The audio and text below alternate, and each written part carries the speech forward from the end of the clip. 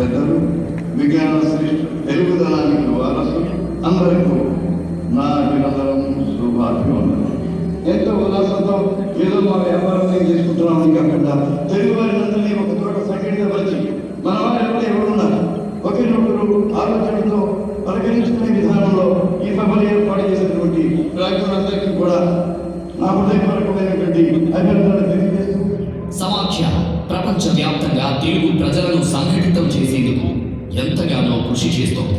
సంఘీభావమే బలం అనే నినాదంతో ప్రపంచవ్యాప్తంగా అనేక తెలుగు సంఘాల అభివృద్ధికి, తెలుగు వారిలో సృజనాత్మకత మరియు పరస్పర సహకారాన్ని పెంపొందించడం కోసం పాటుపడుతున్నది.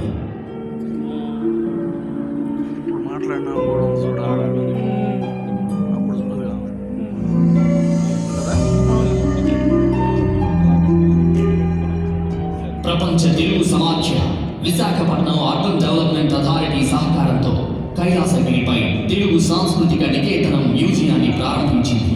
2015లో నాటి ముఖ్యమంత్రి శ్రీ నారా చంద్రబాబు నాయుడు గారు మ్యూజియంను ప్రారంభించారు.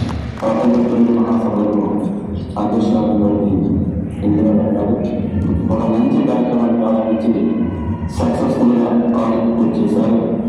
మనస్ఫూర్తిగా తెలుగు జాతి తరఫున స్వాగతం పలకవలసిందిగా మనం చేస్తున్నాం.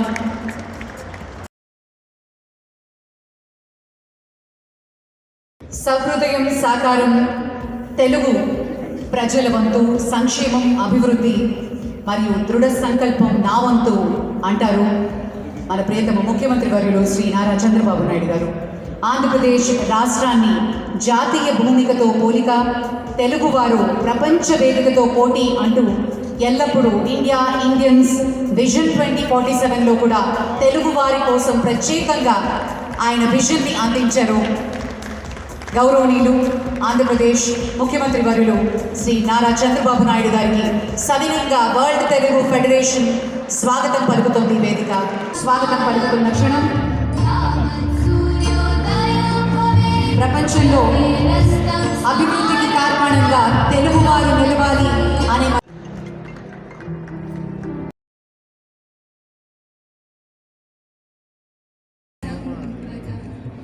Thank you sir, thank you very much. అలాగే శ్రీ ప్రభాకర్ రెడ్డి గారు, vice president world Telugu federation, వారిని ముఖ్యమంత్రి గారికి శాలువని అందించి సత్కరించవలసిందిగా మనవి చేస్తున్నాం.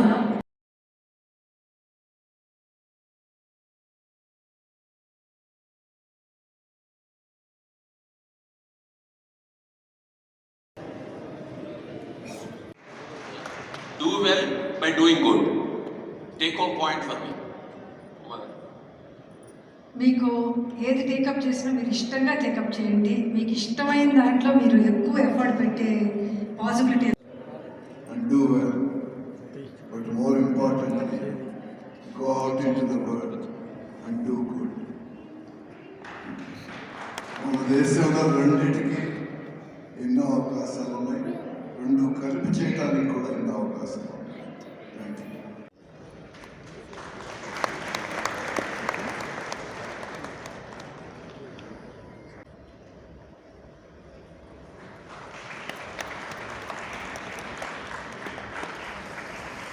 శ్రీ సుధీర్ రెడ్డి దొడ్ల గారు, మేనేజింగ్ డైరెక్టర్, దొడ్ల డైరీ.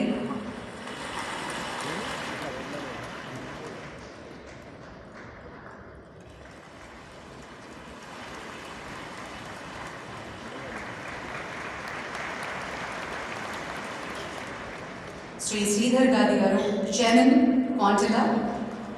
మాంచిగూర్ పార్టీ గారు, executive director, Granules India.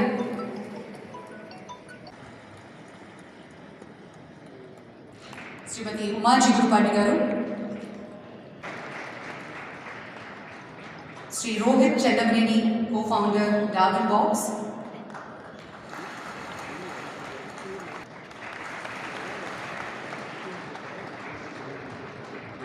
Shri Pavan Kumar Chandana గారు, co founder and CEO Skyroot Aerospace. Anju Vallabhaneni గారు, president IT Serve USA. Shri Niranjan Srungavarapu, president Ana.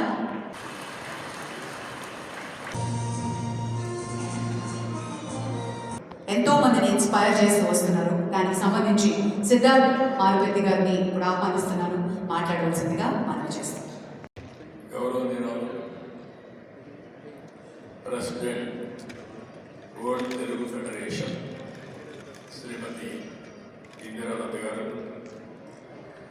Vice president Shri గౌరవ పార్లమెంట్ సభ్యులు శ్రీ ప్రభాకర్ రెడ్డి గారు, వైస్ ప్రెసిడెంట్ శ్రీమతి కవితా దత్ గారు, జనరల్ సెక్రటరీ శ్రీమతి లక్ష్మి గారు, శ్రీలక్ష్మి గారు, ట్రెజరర్ వెంకట్ గారు, చైర్మన్ భారత్ బయోటెక్ కృష్ణ ఎల్లా గారు, కేరళగడ్డ హరిచంద్ర ప్రసాద్ గారు, ఈరోజు సన్మాన గ్రహీతులైనటువంటి బివి మోహన్ రెడ్డి గారు,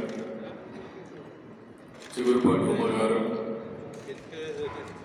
చిత్తూరి సురేష్ గారు, ఇతర ప్రముఖులందరికీ ఈరోజు ఇక్కడ చూస్తే డిఫరెంట్ కంట్రీస్ వచ్చారు.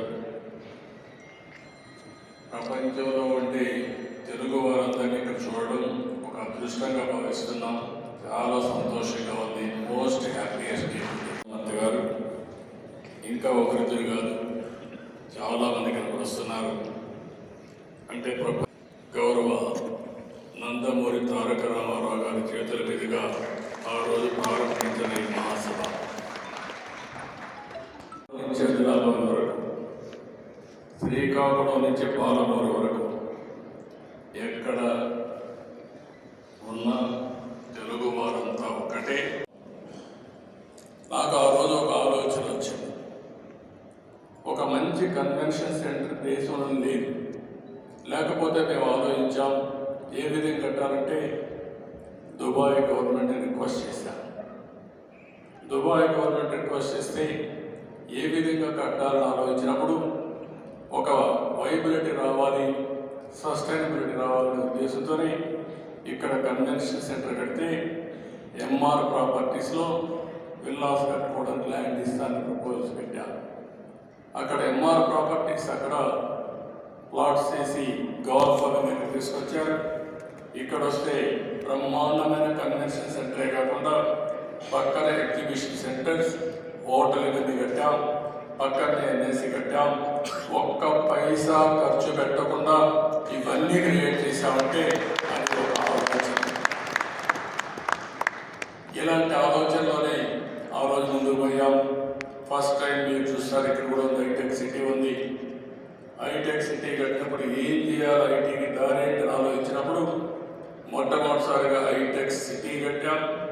హైటెక్ సిటీ కట్టిన తర్వాత ఏ విధంగా మనుషుల్ని తయారు చేయాలంటే 20-30 ఇంజనీరింగ్ కాలేజీలు ఉంటే 200 ఇంజనీరింగ్ కాలేజీలు 9 సంవత్సరాల్లో ప్రమోట్ చేసే పరిస్థితికి వచ్చాం. ప్రపంచం అంతా తిరిగి మార్కెట్ చేసి కంపెనీ తీసుకొచ్చాం. బ్రిక్ బై బ్రిక్ పెంచాం. ఐడియాస్తో మనం ముందుకు పోయామని కూడా నేను మీకు తెలియజేస్తున్నాం. ఈరోజు తెలుగు జాతికి ఒకటే విజ్ఞప్తి చేస్తున్నాం. మీరందరూ గుర్తుపెట్టుకోవాల్సిన అవసరం ఉంది. ఇటు తెలంగాణలో ఉన్నాం, ఆంధ్రప్రదేశ్లో ఉన్నాం, ప్రపంచంలో ఎక్కడున్నా ఒకరికొకరు పరస్పరంగా సహకరించుకోవాలి. ఈరోజు తెలుగు ప్రపంచ మహాసభ ఒక ఆర్గనైజేషన్ పెట్టారు. ఎక్కడికక్కడ మీరు తెలుగు సభలు ఉంటే అవన్నీ కూడా అఫిలియేషన్ పెట్టుకొని ముందుకు పోయే పరిస్థితికి వచ్చారు. ఇది ఒక ఉదాత్తమైన ఆలోచన. అయితే ఇక్కడ మనందరం గుర్తుపెట్టుకోవాల్సింది, మనం చేసేటప్పుడు నేను ఇంత ముందు కూడా ఒకసారి ఆలోచించాను. ప్రపంచంలో ఉండే తెలుగు వారందరి కోసం ఏ దేశాల్లో ఎలాంటి అవకాశాలు ఉన్నాయో అవన్నీ కూడా తయారు చేసి ఒక కన్సల్టెంట్ పెట్టి ఒక విజన్ తయారు చేసి ఆ అవకాశాలు మీకు ఇవ్వాలని ఆ రోజు ముఖ్యమంత్రిగా ఆలోచించారు. కొంతవరకు